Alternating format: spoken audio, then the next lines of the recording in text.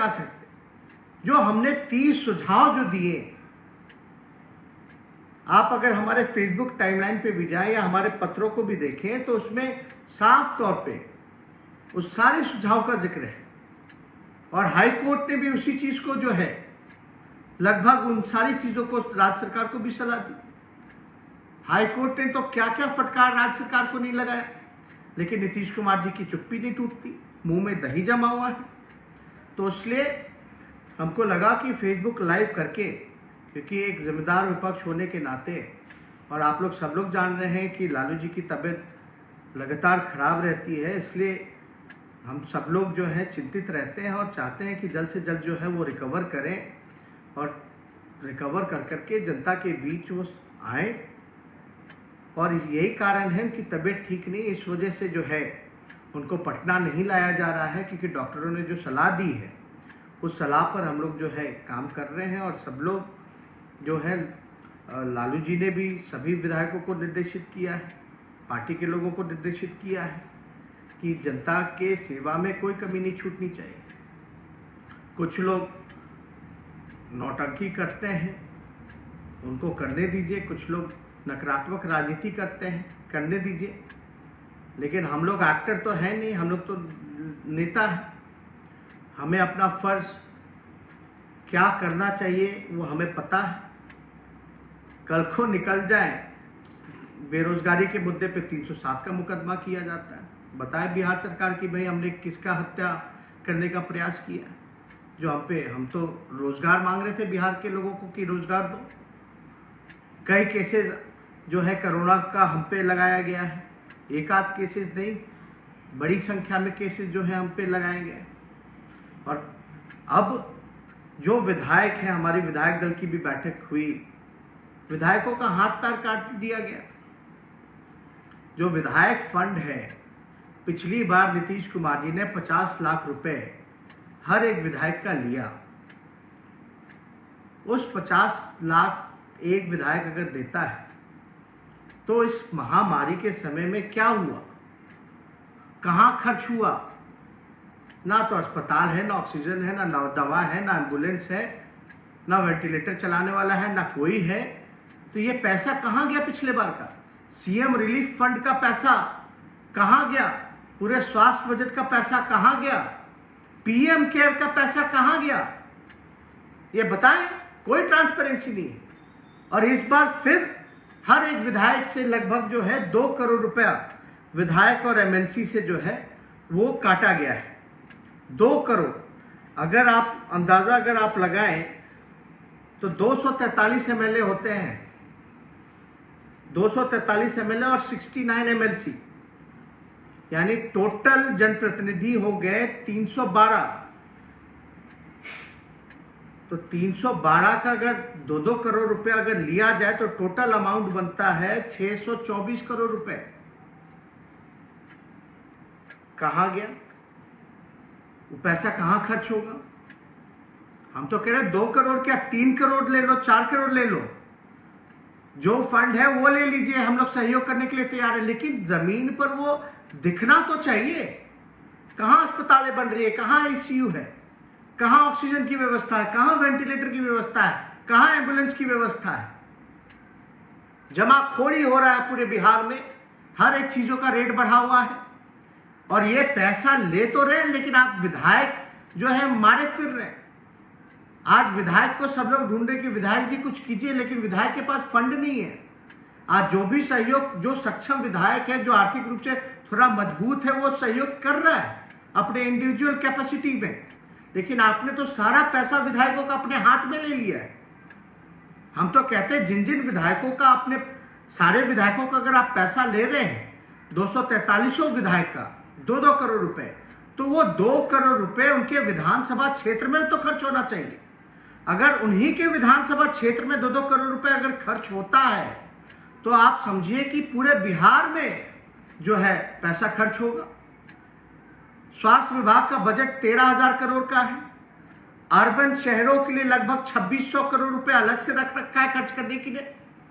बिहार सरकार जो है हेल्थ डिपार्टमेंट का बजट पूरा पैसा खर्च नहीं कर पाती है। और आप जो है विधायकों को जो है आपने हाथ काट दिया। वही विधायक जो है, कई विधायक अपने फंड से, हमारे विधायकों ने बेड दिया, ऑक्सीजन मंगाया, दवा की बंदोबस्ती कराई, रसोईया खुलवाने का काम किया। आप जो है उन्हीं का हाथ काट रहे। अगर आप पैसा ले भी रहे हैं तो वो नजर तो आना चाहिए। और एक साल में आपने क्या तैयारी की? आप लोगों को पता होगा, राष्ट्रीय जनता दल पहली ऐसी पार्टी है जिसने बिहार चुनाव के समय भी हमने बोला था कि लाशों के ढेर पे चुनाव मत कराइए, लेकिन जब चुनाव हो रहा है तो चुनाव तो लड़ना ही पड़ेगा। तो हम लोग लड़ाई चुनाव, और मुझे विश्वास था कि जनता का समर्थन हम लोगों को मिलेगा। और जनता ने जनादेश भी हम लोगों को दिया, महागठबंधन को दिया। ये लोग चोर दरवाजे से फर्जीवाड़ा करके लोग वापस सत्ता में आए। और आज लोगों की उम्मीद नीतीश कुमार जी से, बीजेपी से नहीं रह गई। पीएम नरेंद्र मोदी कहते थे कि हम बिहार के बेटा हैं। कहाँ है बिहार के बेटा? कहीं नजर आ रहे हैं? क्या सहयोग कर रही है केंद्र सरकार? बताइए। बीजेपी के लोग की पीएम केयर फंड से बिहार को कितना पैसा मिला? कितने ऑक्सीजन, वेंटिलेटर, सैनिटाइजिंग की व्यवस्था कराई गई? इनके केंद्र मंत्री अश्विनी चौबे ने क्या किया एम्बुलेंस को लेकर के? हमने जो उजागर किया है उस पर आप स्थिति देख लीजिए। जो स्वास्थ्य राज्य मंत्री है वो इतना बड़ा बेईमानी कर रहा है। इनके कोई 39 एमएलए एमपी हैं, क्या कर रहे हैं? इनको बताने का काम करना चाहिए। लेकिन कुछ लोग जो है एक अलग राजनीति में लगे हैं, नकारात्मक राजनीति में लगे हैं।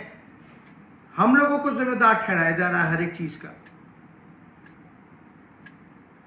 पहली ऐसी पार्टी है जिसने सभी विधायकों का महीने का सैलरी जो है हम लोगों ने डोनेट किया।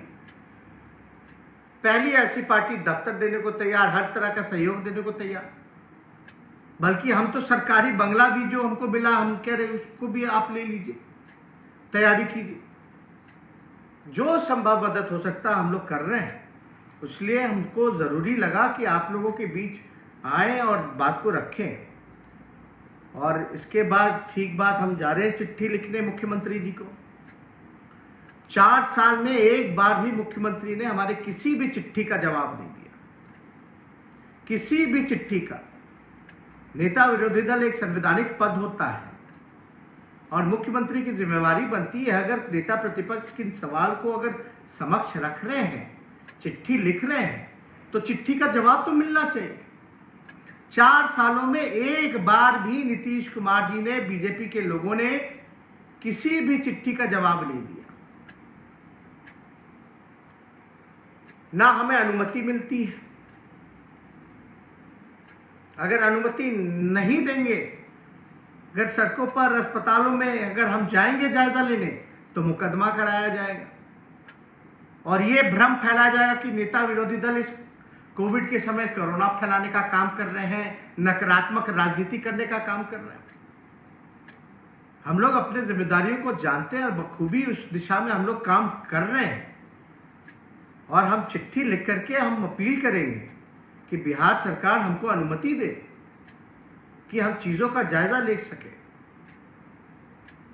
वास्तविकता जो है वो रख सके, लोगों तक संभव मदद हम पहुंचा सके।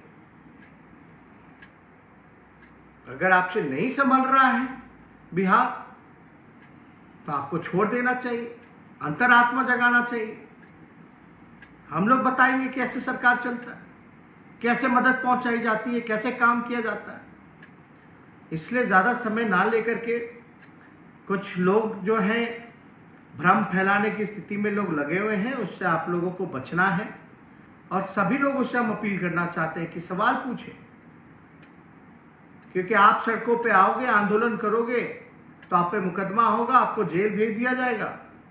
तो एक सोशल मीडिया पे भी लोगों ने कानून बना दिया कि सरकार के खिलाफ या योजना के खिलाफ अगर आप लिखिएगा तो आपको भी जेल भेज दिया जाएगा, आप पे कानूनी कार्रवाई की जाएगी। वो आप लोगों ने भी देखा है, सब लोग जानते हैं, कुछ छुपा नहीं। तो ज़्यादा समय ना लेकर के हम आप सब लोगों से अलविदा लेते हैं और आप सब लोगों को जो है धन्यवाद देते हैं।